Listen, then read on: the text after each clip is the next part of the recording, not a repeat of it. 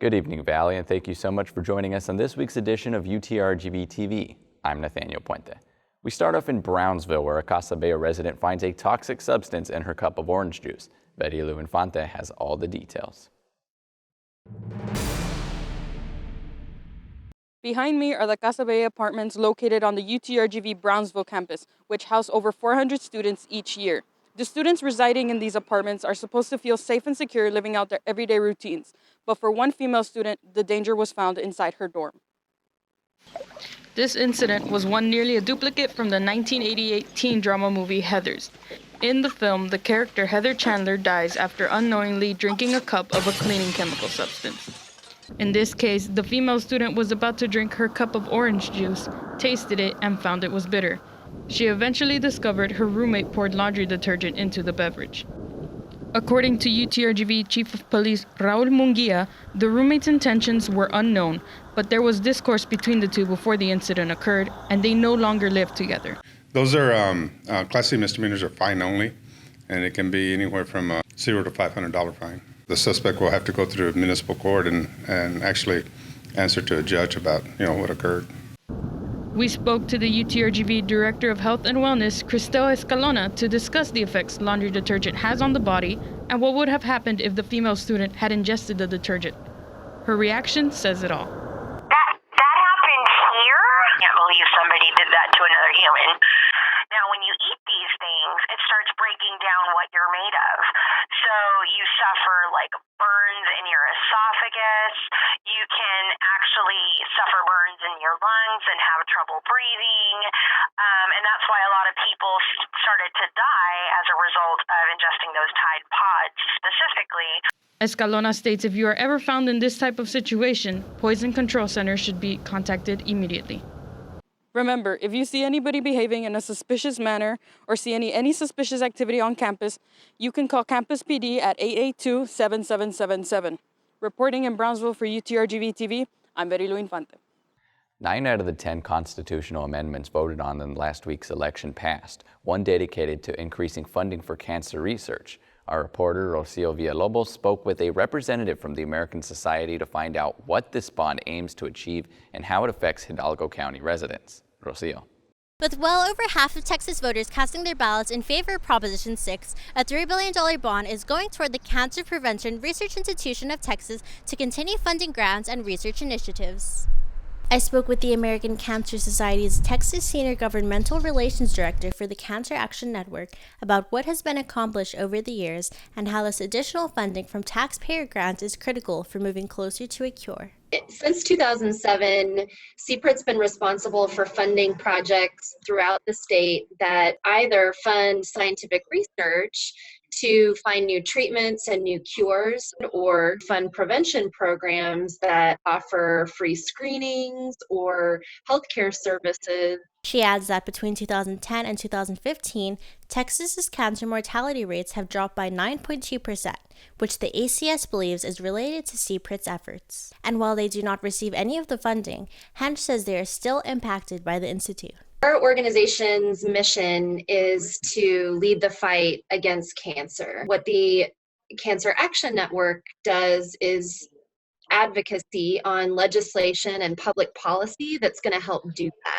One of the direct effects CPRIT has had in the Rio Grande Valley is providing grants to educate our community about the human papillomavirus, or HPV, and provide the vaccination, which protects against cervical cancer. Additionally, the Institute has invested in nearly 1,500 cancer research and prevention projects across Texas and created more than 10,000 jobs. For every $2 billion that is spent by CPRIT, it attracts an additional $10.8 billion from external sources. So that money is flowing into Texas and having a ripple effect on our economy. Hench says the ACS is grateful to those who voted yes to Proposition 6, something that is sure to have an effect on tens of thousands of lives. In McAllen for UTRGV-TV, Rocio Villalobos. The proposition was also supported by Governor Greg Abbott and Lieutenant Governor Dan Patrick. Since the NCAA began governing college sports in 1910, they have allowed student athletes to earn $0 for their work on the college field. However, a recent press release hints that a change could be on the way. In the release, the NCAA announced their board voted unanimously to permit students participating in athletics the opportunity to benefit from the use of their name, image, and likeness in a manner consistent with the collegiate model. The NCAA hopes to have new rules established on the subject by 2021. We'll have a further study on the topic later this week. Veterans Day is today, and we wanted to know what UTRGV provides to student veterans, faculty, and staff on campus. Our reporter Jose Guerrero has the details. This is a soldier who protected his country for nearly a decade. I served 7 years in the United States Navy, where I did 2 deployments, one to Iraq in 2007 and one to Somalia, Africa in 2009. I was stationed in Pearl Harbor, Hawaii on the USS Chung Hoon. It's a destroyer, DDG-93, and where I served my sea duty. Then I did a shore duty at Naval Air Station, Jacksonville, Florida. And he is now advocating on behalf of his fellow veterans at UTRGV as program coordinator for the Military Veterans Success Center. As I got out of the military, I wanted to continue being with my fellow veterans, helping them out. I mean, I went to school myself. I got a bachelor's degree, a master's degree, and I just want to help those become successful as well. Garizales has been helping veterans transition from military life to becoming a student. Make sure all the veterans and the dependents utilize the benefits and essentially graduate with a degree from the university. He tells us that instead of having Veterans Day, the Military Veterans Success Center has opted for honoring veterans with an entire week. Veterans Week typically isn't what we normally do. We normally just celebrate Veterans Day, but of course the veterans are going to school, they're busy. Garizales says he hopes there will be a bigger turnout for the events lined up for the week. Reporting in Brownsville for UTRGV-TV, I'm Jose Guerrero. And because it is Veterans Day, the UTRGV Military and Veterans Success Center have a week full of events where the Texas Veterans Commission will be providing information on education, employment, and claims. Student Veterans of America will be having an information session and so much more. These events will be on both the Brownsville and Edinburgh campus. You'll be able to find the date, times, and location of the events on our website. The Hispanic Engineering, Science, and Technology Week, or HESTEC, will now be taking place in the spring semester, not only on the Edinburgh campus, but other UTRGV campuses as well. AVP for Marketing and Communications tells us more. In the spring, what we'll be able to provide is a variety of programs that are more hands-on, that will allow our students to actually visit more of our campuses, interact with more of our professors and faculty. HESTEC is nationally recognized for promoting careers among young people of all backgrounds, promoting a higher education in the RGV, and encouraging students to consider careers in STEM. The semester is coming to a close, but there's still one more play you'll be able to catch at the Jeffers Theater. Elijah Noriega interviews the director for more on the upcoming show. Is this a time for explanations? It is not spreading, Mr. Marlowe. What's that? Mr. Marlowe! She Stoops to Conquer, a comedy written in the 18th century, is premiering this month at the Jeffers Theater. It is about mistaken identities and tricks and people humiliating themselves and people hiding and pretending they're this and lying to this person about that. It's a lot of combinations of foolishness and heartbreak and laughter, and since it's a comedy, a happily ever after, of course. Students in the theater program build and create their own set and clothing for every play. Smither tells us the students have a more hands-on experience at UTRGV compared to other universities. Students do design sometimes props or costumes or sets, providing opportunities for the students to grow and experience different types of theater as they work. Sophomore John Medrano hopes to leave a memorable impression with the audience, as this is his first acting gig at UTRGV. I want them to have memorable moments to take away from us, to make sure that we give them those key moments within these characters that they could just walk out and say, wow, I really enjoyed these characters. I want them to walk away, be stunned and just to be entertained in every way. Opening night is set for November 22nd and will be running until November 24th. Visit utrgv.edu/theater for more information. In Edinburgh, for UTRGV-TV, I'm Elijah Noriega. An exhibit featuring art from Latin American nations has been added to the International Museum of Art and Science's permanent collection.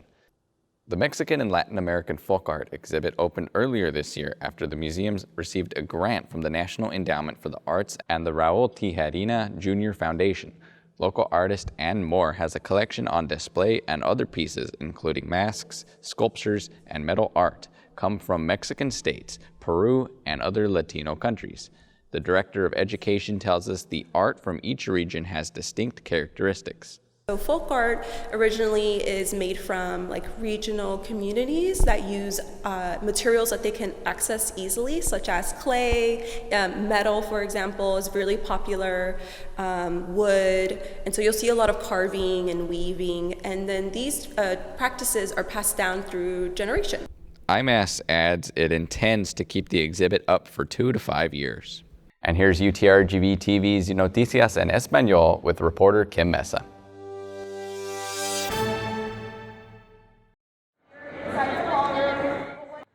H-E-B celebró su fiesta anual de compartir en el Centro de Convenciones McAllen el domingo por la mañana, donde se dieron un total de 9,000 platos de comida. Es bien importante para nosotros, esto es algo que podemos dar para atrás a nuestras comunidades. Estamos bien orgullosos con todos nuestros clientes aquí en la región y este es un agradecimiento para cada ellos, para que ellos festejen estos días navideños que vienen. Queremos darles comida calentita, algo para hacer una diferencia en la vida de ellos. Para servir a tan gran multitud de familias que atendieron, se juntaron aproximadamente 3,000 ayudantes de todas las edades. Voluntario y estudiante de high school comenta que es importante unirse como comunidad a este tipo de eventos. Muy bien para conocer todas las personas que también viven y mirar todas las personas que pueden estar aquí con nosotros. Puedes hacer como una familia, como estaba diciendo. Este evento es uno de los más grandes de H-E-B en el Valle. Es un festín que la cadena de supermercados ha organizado en la ciudad durante 29 años. Su misión es que todas las familias puedan disfrutar de una cena del Día de Acción de Gracias con sus seres queridos. Reportando para UTRGV-TV Noticias en Español, yo soy Kim Mesa.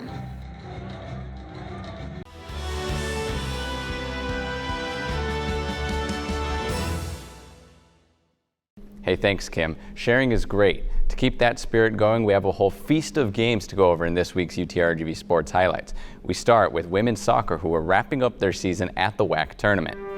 Seattle, Washington hosts the WAC tournament, and UTRGV enters the big dance as the 5th seed. They opened the tournament against 4th-seeded CSU Bakersfield. The Roadrunners drew first blood with a goal from Esther Toth after a nice cross from Daria Tatum. The Vaqueros would answer back with an Emily Zapata goal.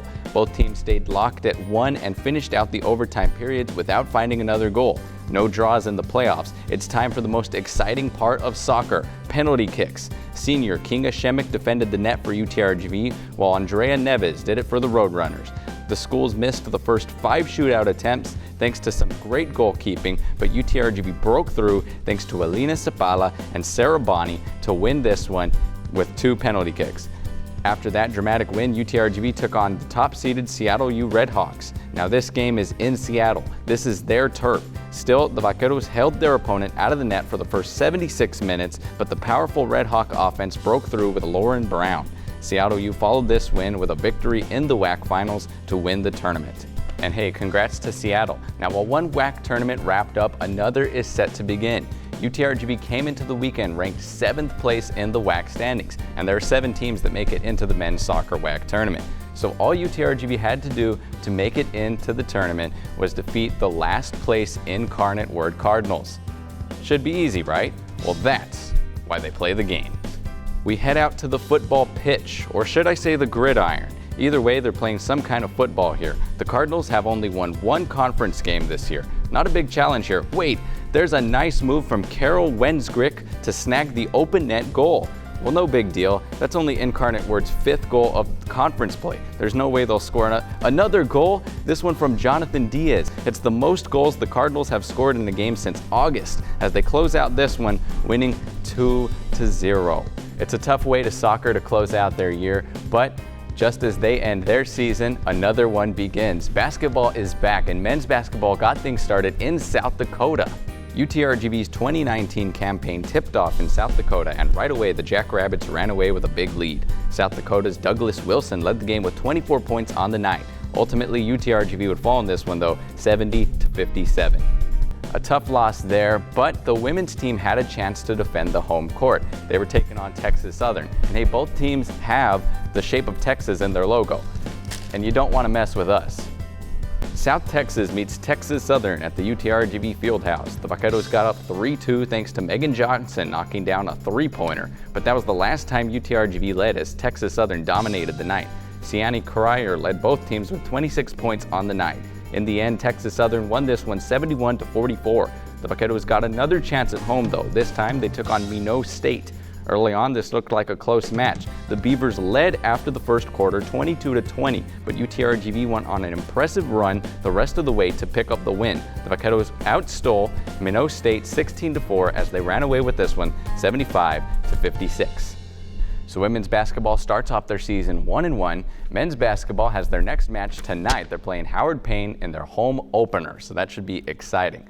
So that's going to be your UTRGV TV sports highlights for this week. Let's see what's next.